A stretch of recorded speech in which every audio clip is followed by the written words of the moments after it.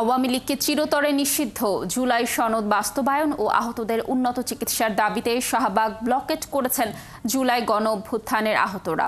আন্দোলনকারীরা বলেন, কোনো দলের ব্যানারে জুলাইকে হারিয়ে যেতে দিতে চান না তারা। আহতরা বেঁচে থাকতে আওয়ামী লীগ এবং তাদের দোসরদের কোনো ক্রমেই পুনর্বাসন করা সম্ভব নয়। এ সময় আওয়ামী লীগকে ভারতের রাজাকার মন্তব্য করে আহতরা বলেন, কার্যক্রম নিষিদ্ধের নামে নাটক নয়, অতি দ্রুত আইন প্রয়োগ করে চিরতরে আওয়ামী লীগ নিষিদ্ধ করতে হবে। আওয়ামী লীগ নিষিদ্ধের সিদ্ধান্ত বাস্তবায়ন ছাড়া রাজপথ ছাড়বেন না তারা। এছাড়া রাজপথে থাকাকালীনই জুলাই সনদ ঘোষণা চান তারা।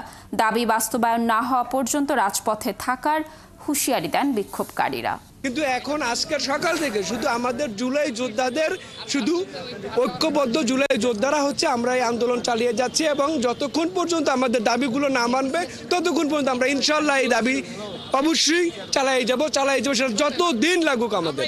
এখন আমরা আশ্বাস পাই নাই যে চিরতরে আওয়ামী লীগকে নিষিদ্ধ করছে। আওয়ামী লীগকে না নিষিদ্ধ করা পর্যন্ত আমরা এই শাহবাগ ছাড়বো না। আমরা চাই এই বাংলার মাটিতে আজীবন আওয়ামী লীগ নিষিদ্ধ থাক, আর আওয়ামী লীগ নামের কোনো সন্ত্রাসী লীগ বাংলার মাটিতে আর ফিরে না আসুক।